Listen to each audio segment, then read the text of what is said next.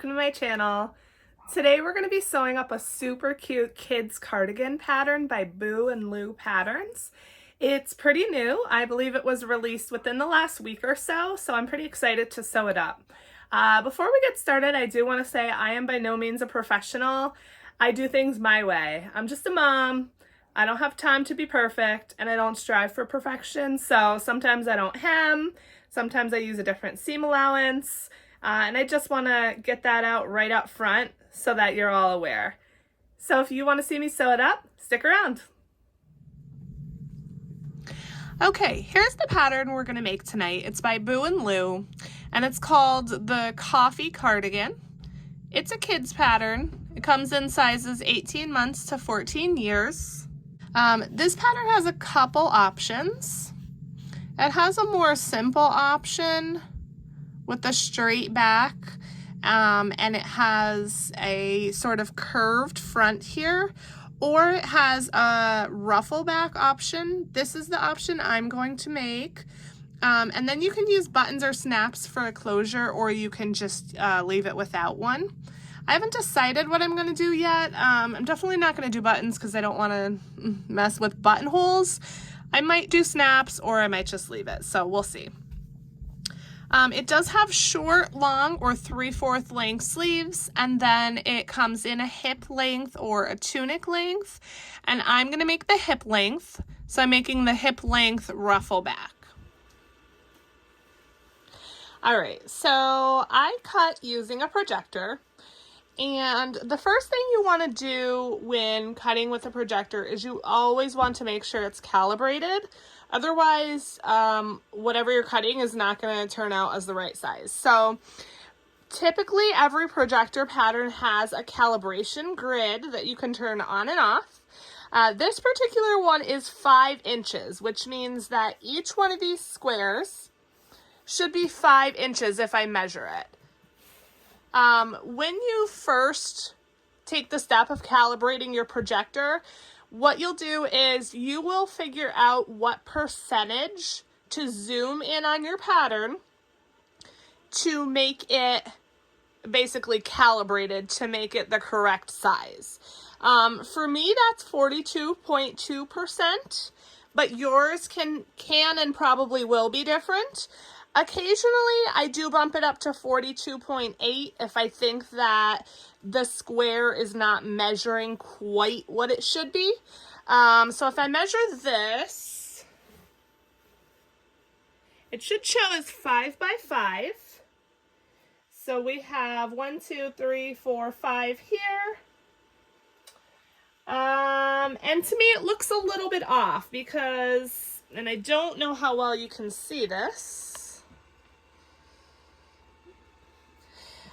My 5-inch mark ends right here, but the actual grid line ends slightly above it. So I'm actually just going to bump it up to 42.8 and see if that fits better. And the projector is kind of loud, so if you hear like a background noise, like a humming, that's the projector, so I apologize about that. I also have the lights off. In hopes that you can see this better. Typically I cut with the lights on, but for the video I think you can hopefully see it a little better with the lights off. So if I zoom in on my computer, I'm using a Mac. So for the Mac, that's Command Y. And then I'm going to type in 42.8. And then if I press enter, you'll see it kind of get a little bit bigger. So let's remeasure here. It should be 5 by 5.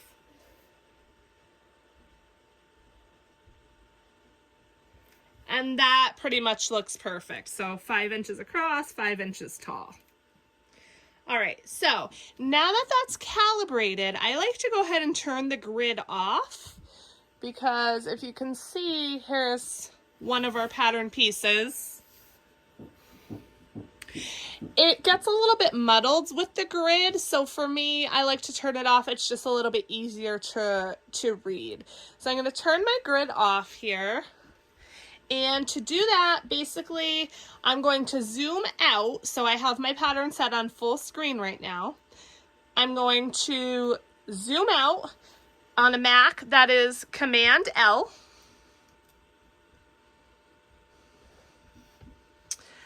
I am going to go ahead and click my layers panel, and you're probably not going to be able to see this that well, but I'm going to click my layers panel, and then I'm just going to turn off the grid. So it's right here, 5x5 calibration grid. I'm just going to deselect it so that it's off. A lot of patterns have a 1-inch square, some have 2-inch. This particular one has 5, but pretty much every pattern I've seen at least has some type of grid or square so that you can calibrate it. So then to get the right size again, I'm going to do Command L again to go full screen.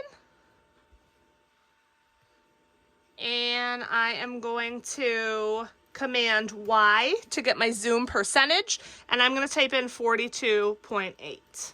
You want to definitely memorize whatever percentage you're using, obviously, to make sure that it's the correct size.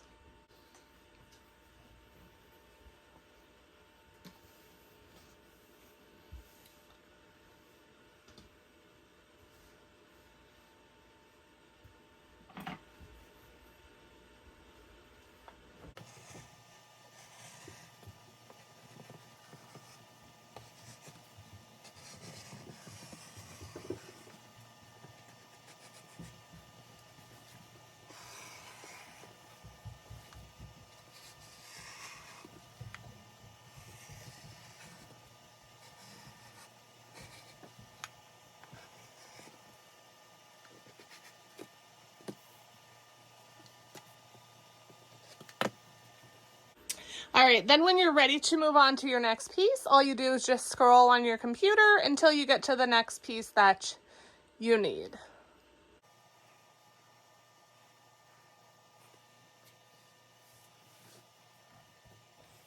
Now, with a lot of projector patterns, the great thing about them is that a lot of them show the full piece, but also the fold line. So you can see here's my sleeve and it's the full piece, but then we also have the fold line here. So that way I can choose whether I want to cut this on the fold or just cut the full piece out. I prefer usually to do the full piece. It just helps me visualize on my fabric how much fabric that piece is actually going to take up. But you have the option in most projector patterns to choose whatever works best for you.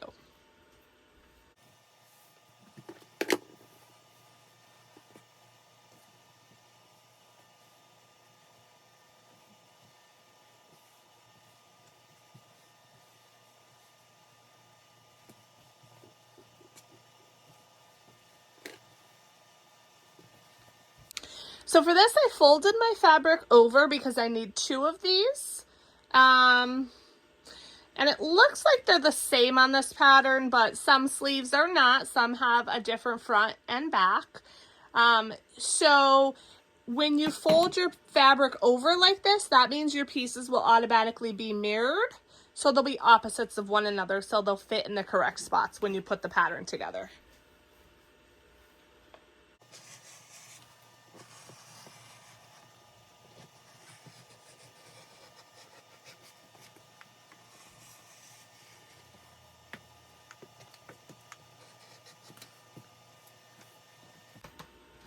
You also want to make sure to mark any marks. So this has 2 gathering marks.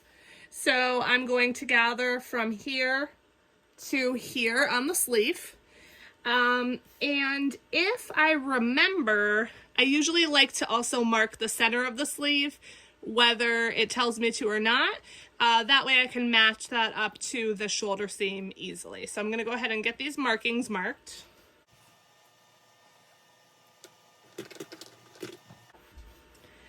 I like to use this marking pen right here. It's by Cricut. It is a It's a washable pen, so it does disappear with water. It's blue, so it's pretty easy to see on most fabrics, and they're pretty affordable.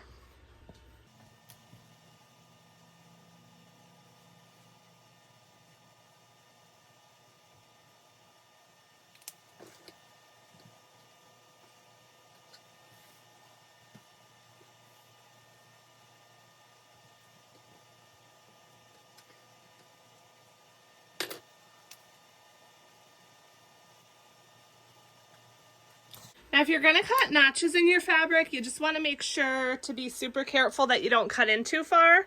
You don't want to go past your seam allowance because then it'll leave a hole in your fabric when you're putting it together.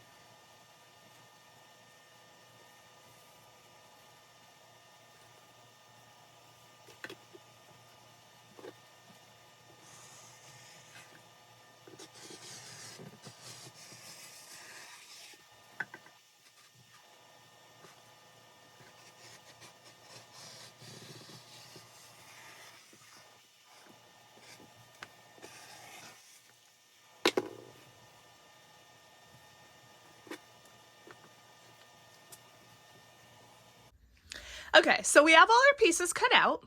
We have our two front pieces, our two sleeves, our ruffle back top piece, ruffle back bottom piece, and then we have our facing pieces along with the inner facing for our facing pieces.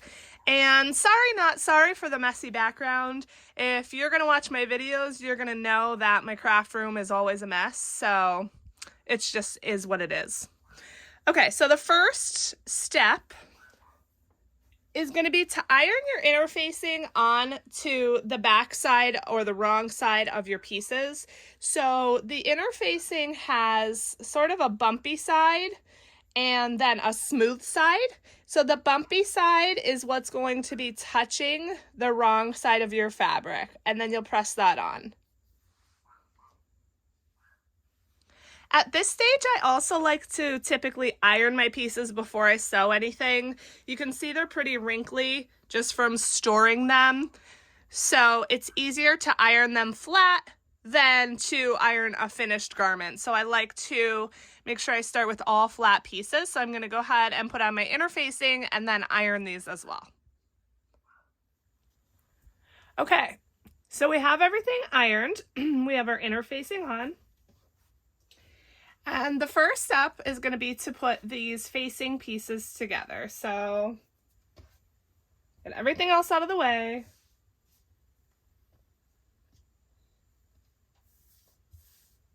And we're going to first put our back right sides together with one of our front facings. If you've never used clips before, I love these Wonder Clips. They're actually an off-brand. I don't know the brand of them, but I will leave them in the description box below. They're just much faster and easier than pins. So definitely check them out if you don't use clips. So we have our back pinned to one of our fronts, and then we're gonna pin the other front to the other side of our back. Right sides together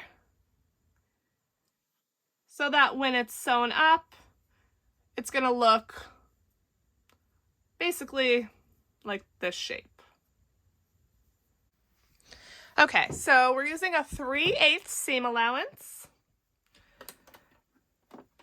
Normally with knits, you're going to use a stretch stitch, which is a lightning bolt or a zigzag stitch. But because this is such a small area, you can use just a straight stitch.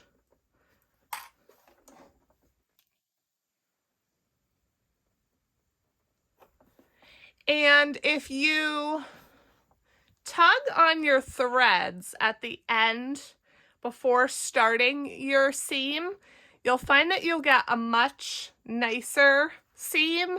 You won't have typically any birds nesting or anything like that at the beginning of your seam. So I always like to tug on my threads, not hard, just enough to make sure that nothing gets in the way as I start my seam.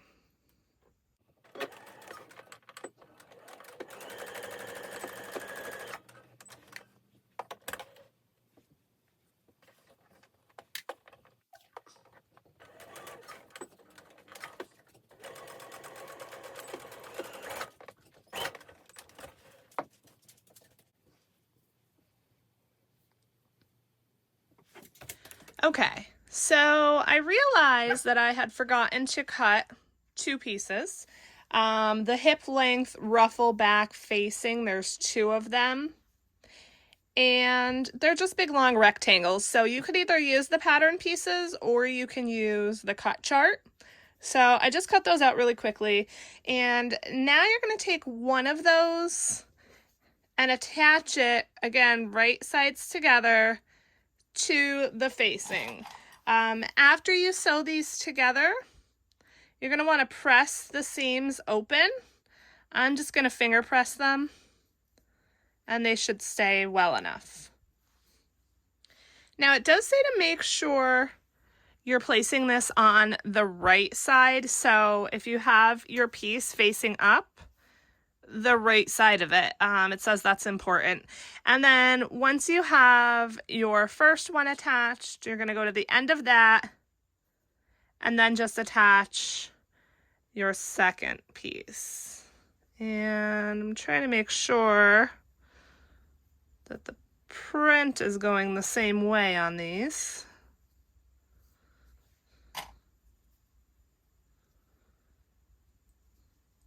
And then again, you're just going to sew with 3/8 seam allowance and then press the seams open.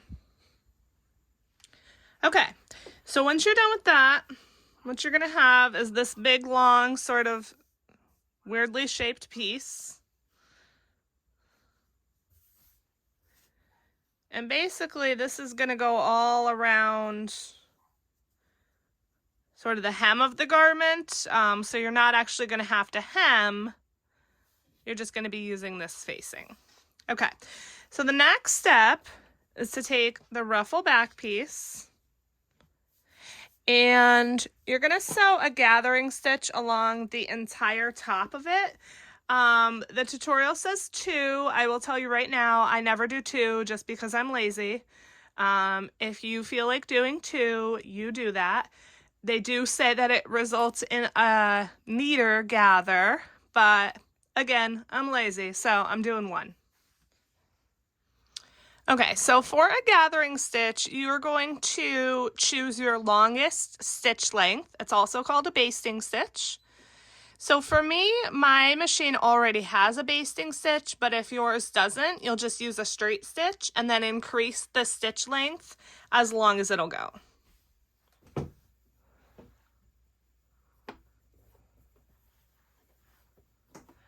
I also like to pull my threads a little bit longer at the beginning, just so I have enough to work with on each side when I'm gathering.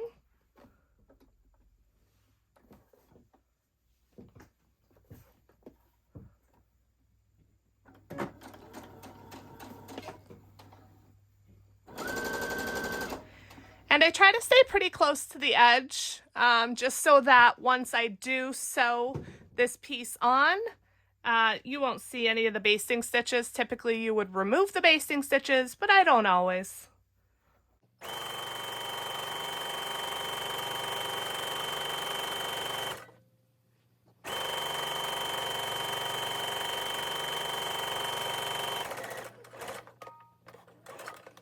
And then again, when I'm finished, pull a long tail and then cut the threads.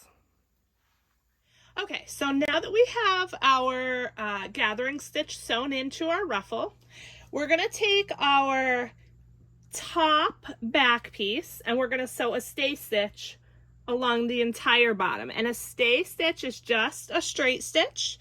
we're going to sew that 1/4 of an inch from the edge. So using a 1/4 inch seam allowance.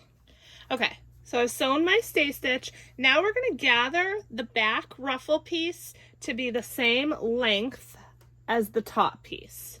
So we're going to gather that up and then attach it. So to gather it, you're going to find your bobbin thread.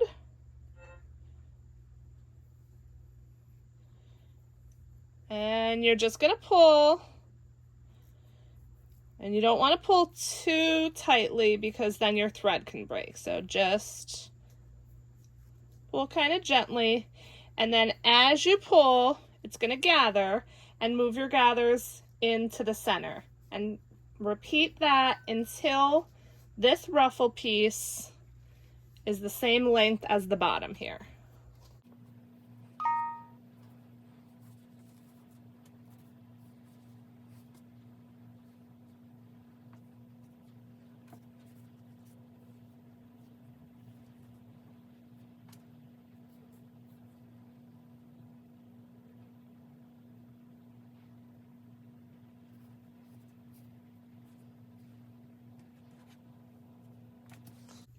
Once we have our gathers evened out, we're going to attach these pieces right sides together. So you're going to flip your ruffle upside down. And the curves are opposite, so it could be a little tricky. You're going to bring this ruffle and match up the ends and pin them together.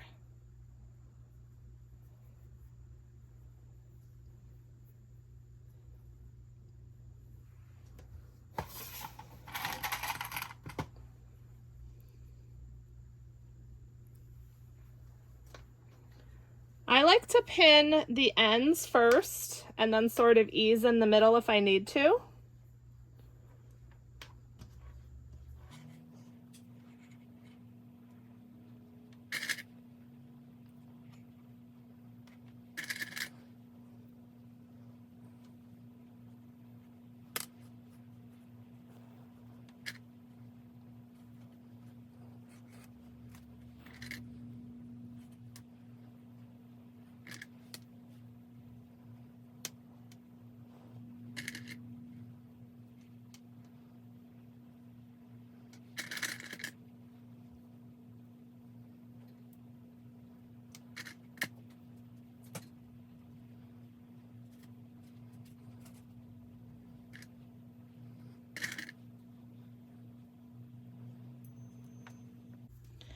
And then we're going to sew this on with a 3/8 inch seam allowance using a stretch stitch.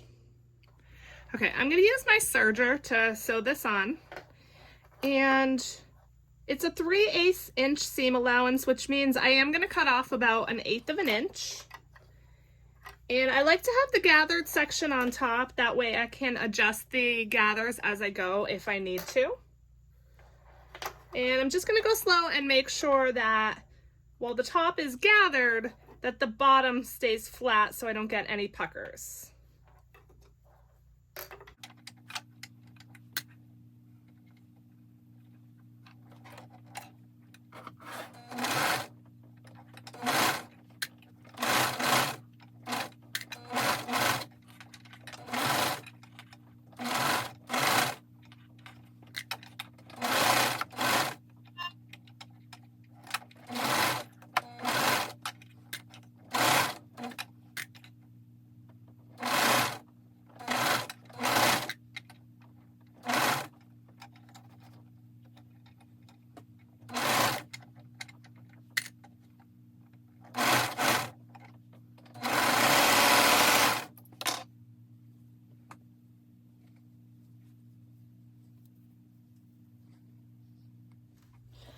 Okay, so the next step says to press the seam allowance up toward the top of the bodice and then top stitch that. But I don't think I'm going to bother. This is just for my daughter, and she's only 18 months old, so she's probably going to grow out of it pretty quickly. So I'm going to skip that step. So you'll want to remove your basting stitches at this point.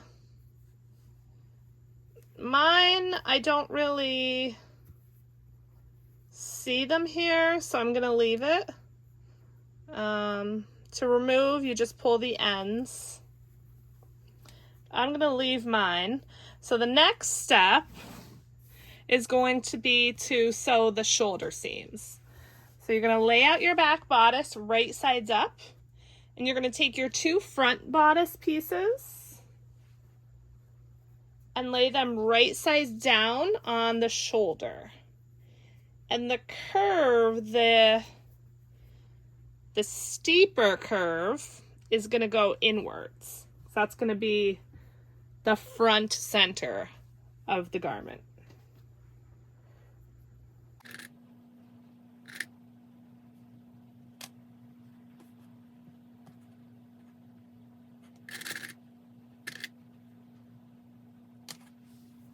You're gonna sew that with 3/8 inch seam allowance. Okay, so we've sewn our shoulder seams. So now we're gonna set this aside and work on our sleeves. And what we're gonna do with our sleeves is we're gonna gather them from the first mark to the second mark. So you're gonna sew a basting stitch, or your longest stitch length, to from the first mark all the way over to the second, and then you're gonna repeat that on the second sleeve. Okay, we've sewn our gathering stitches. So now we're gonna grab our bodice, and with the right sides up, we're gonna match the sleeve to the arm side. And what we're gonna do is gather the sleeve to be the same length as the arm side. Let me snip this off here because it's uneven. So I'm gonna start by matching up the centers, and if you'll remember, I did make a notch in the center of my sleeve so that it's easier to match up. So I'm gonna match up the center of my sleeve to my shoulder seam and pin. And then I'm going to match each of my ends.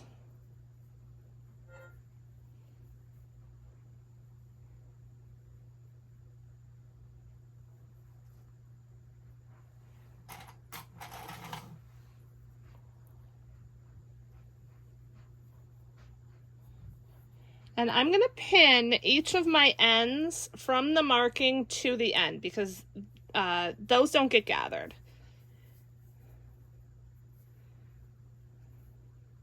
That way it's easier for me to gauge how much I'm going to have to gather.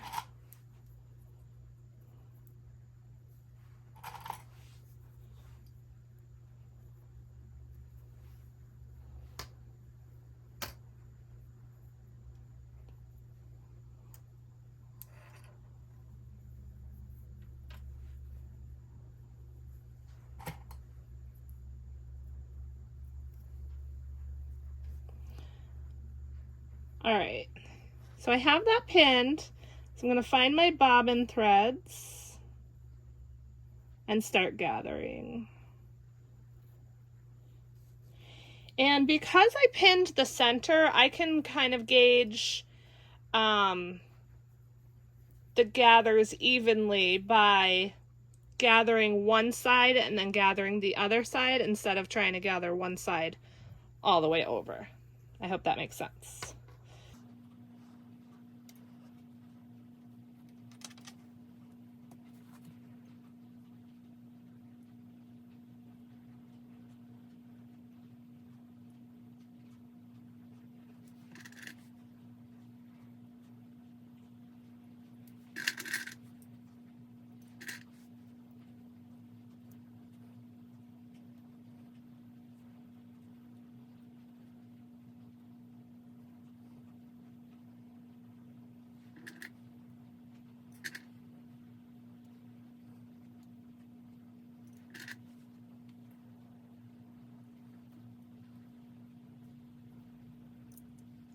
Once you have that all pinned on, you're going to repeat with the second sleeve, and then you're going to sew those on with a 3/8 inch seam allowance.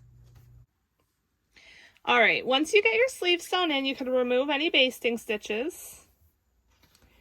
And then we're going to sew the sleeve seam and the side seam for the bodice. So you're going to take the sleeve and right sides together, match up the ends of the sleeve, and pin all the way down the sleeve and all the way down the bodice. I like to start with the ends and the underarm seam.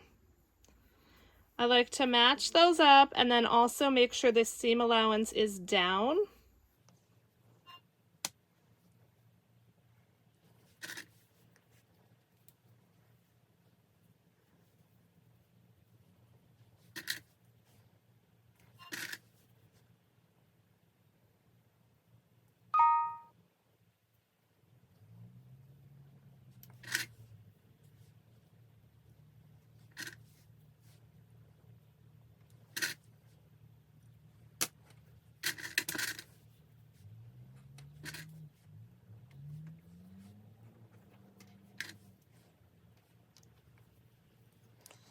And you'll notice I like to use a lot of clips. Don't be afraid of using a lot of clips or a lot of pins. Nobody's judging you. It's not a race. It's not a contest. I like everything to be nicely pinned before I bring it to the machine.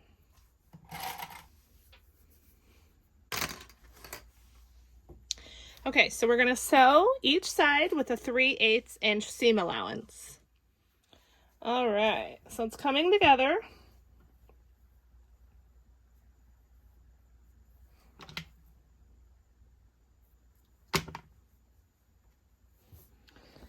The next step is to hem our sleeves. And I will be honest, I typically don't even hem because knits don't fray, and I'm lazy. But I think I am going to hem this just because it's a French terry and you can see like it's sort of fraying at the edges. So it is a 1/2 inch hem. So I'm going to fold it in a 1/2 inch. And then I'm just going to sew it with my cover stitch. All right, so I have purple thread in here, and even though there isn't any purple in the fabric, I'm going to leave it because it'll be a nice pop of color. So I like to cut off my serger tails before I hem.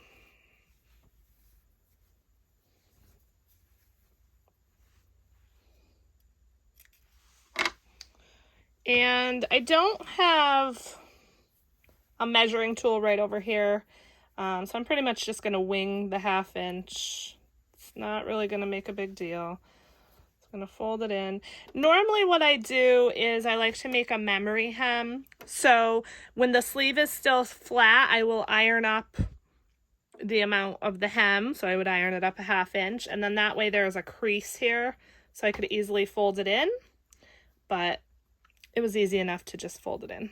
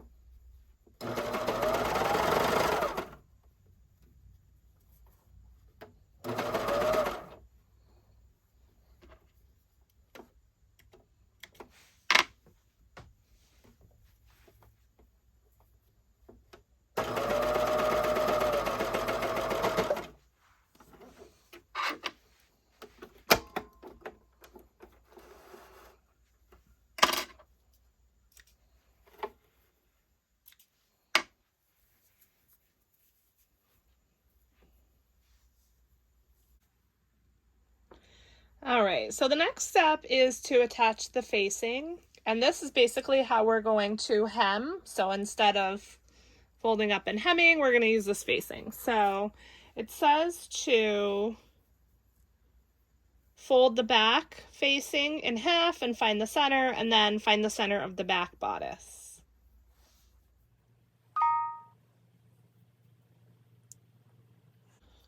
So here's our center.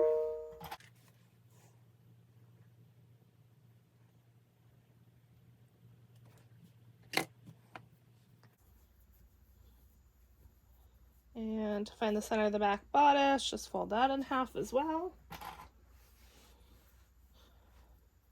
Mark that.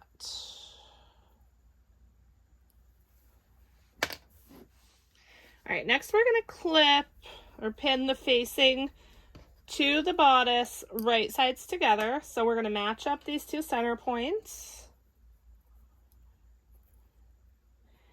And the seams on the facing are going to attach to the shoulder seams on the bodice.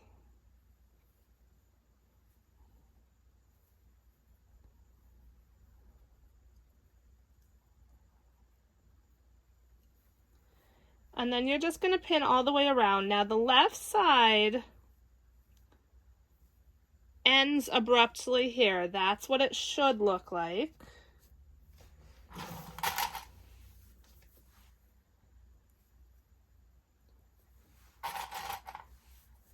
And that's going to match up perfectly with this corner on the bodice.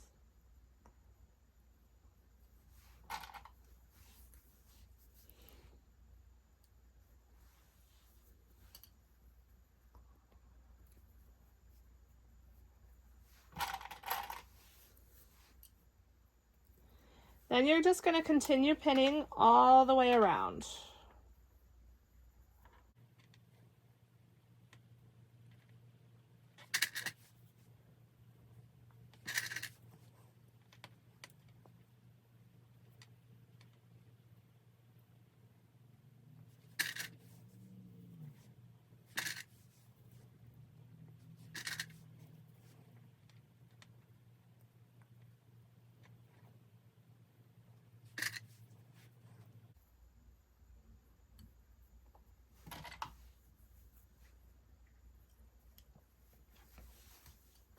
Okay, when you get to the end, you'll notice that you have a tiny bit of overlap.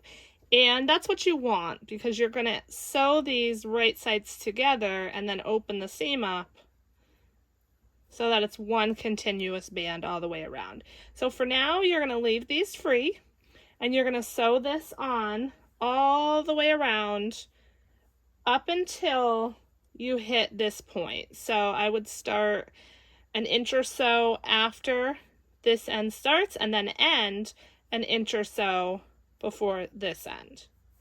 And you're going to sew that on with a 3/8 inch seam allowance. Okay, now that we have our facing stitched on, we have to close up that gap. So what you're going to do is you're going to take the two ends and match them right sides together. And you're going to sew that with a 3/8 inch seam allowance. Now, when you're sewing these, make sure that you don't get any of this bodice piece caught in there. You're only sewing the two ends of the facing together, right sides together. Okay, so once you have your ends sewn together, you can see I did that a little unevenly, but who cares? You're going to press that seam open and then match it up right sides together with the bodice, and then you're just going to finish sewing that facing on.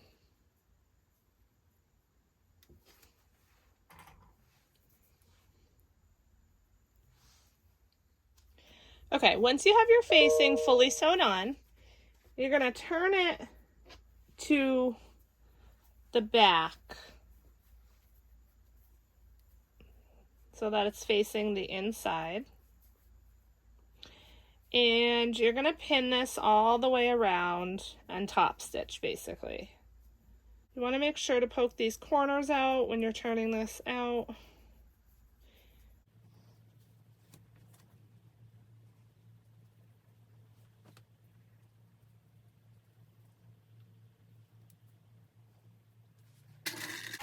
And I'm just going to pin it all the way around.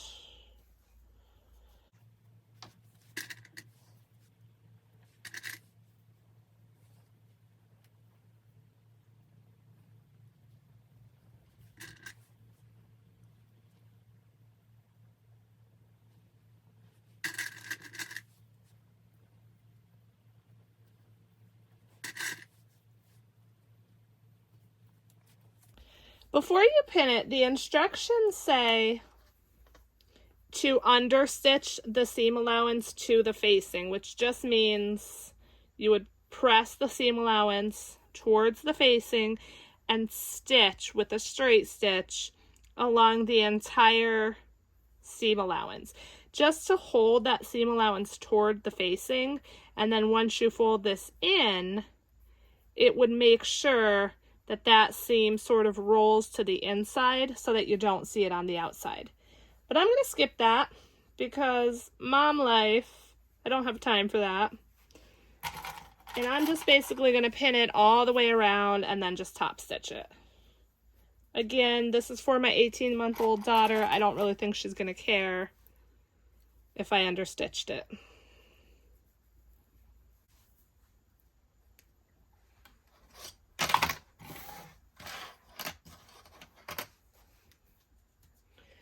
Okay, now that we have it all pinned, we're going to just top stitch all the way around. Okay, so we've top stitched all around, and I don't know if I love this purple, but we're just going to go with it because it's a little bit late now. And you can see that the inside is all nicely finished as well. My tension is off there, but that's okay. The last step, if you choose to do it, is to add your closure. And I think I am going to add some snaps. So it says to overlap the bodice by 3/4 of an inch. So let's just measure here, 3/4. 3/4 goes about to the outside of my second line there, my second stitching line. So I can overlap them like that.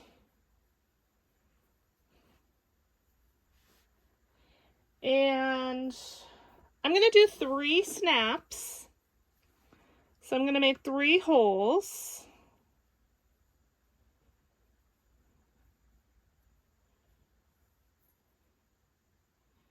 And I'm just going to wing the placement here. I think I'm going to do right here. And I like to punch the hole through both layers. That way, when I overlap them, it'll be right where I wanted.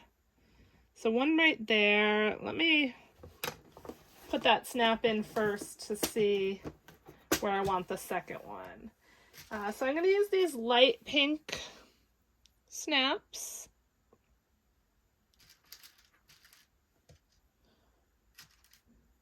And if you don't have a snap tool, it looks like this. You can get them on Amazon. You can get like starter kits, I think, that have like probably a few different colors of snaps. I will try to link a starter kit down below. But they're really easy to use. All you do is you take the cap, put that through the hole,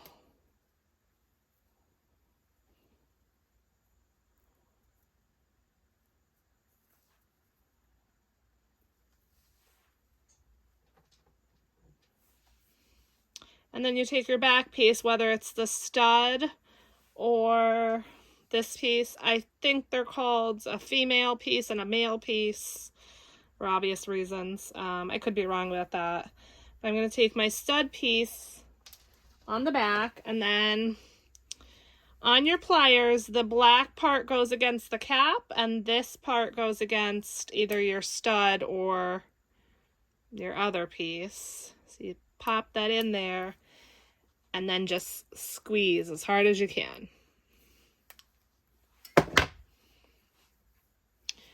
And then for the other side, because you're going to obviously attach this, the cap is going to go underneath this time.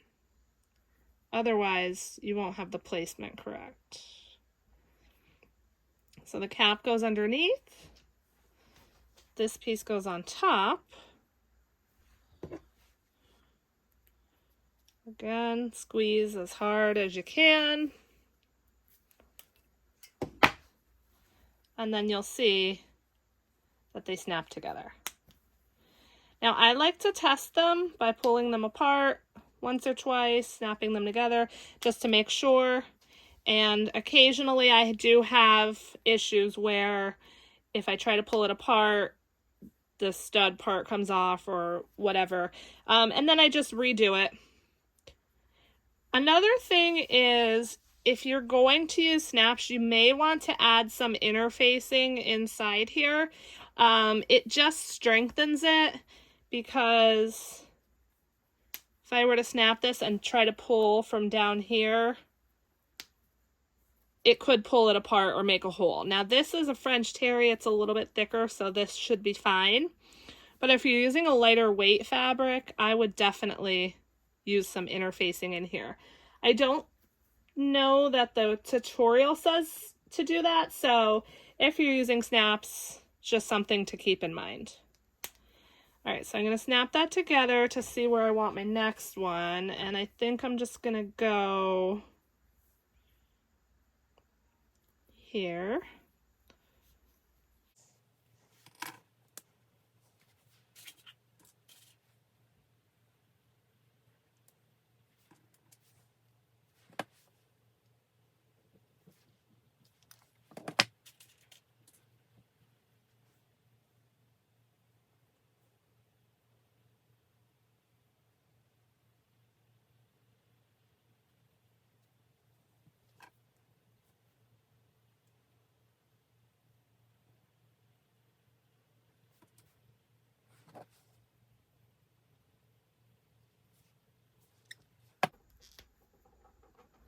Now see, that one came off. So I didn't squeeze it tight enough. This now is squished. I don't know if you could see that.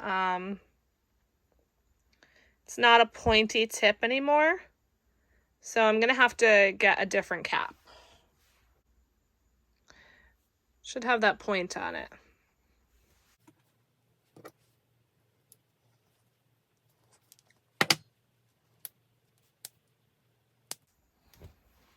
And you're all finished.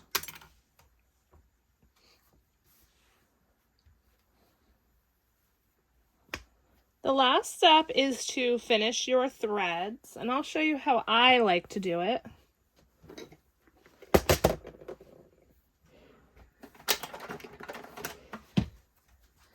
I like to use Fray Check. You can get this on Amazon. You can get it at Joann, Hobby Lobby, probably Walmart, a bunch of places. And I am pretty lazy about finishing my threads, honestly. But I've never ever had an issue. So you can Google or YouTube different ways to finish your threads. This is just the way I do it.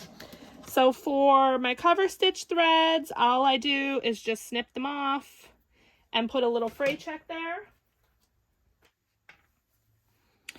And this probably isn't even necessary, because when you take the threads out of the cover stitch, you pull them to the back, so that should lock them in, but I do it anyway. And then I don't have any serger tails actually, because we did the facing, but I do the same thing with the serger tails. So if there was a tail here, I would just cut it off and just put some Fray Check there. And that's it. I did have some of those blue markings where I used my pen. I'm not seeing any now, but the first time I wash this, those markings will go away because it's a water erasable pen. Or I could just spray some water on it and let it dry if I maybe want her to wear this before I wash it. That's it though. Thank you all for watching my video. And if there's any patterns you'd like me to sew up, leave them in the comments below.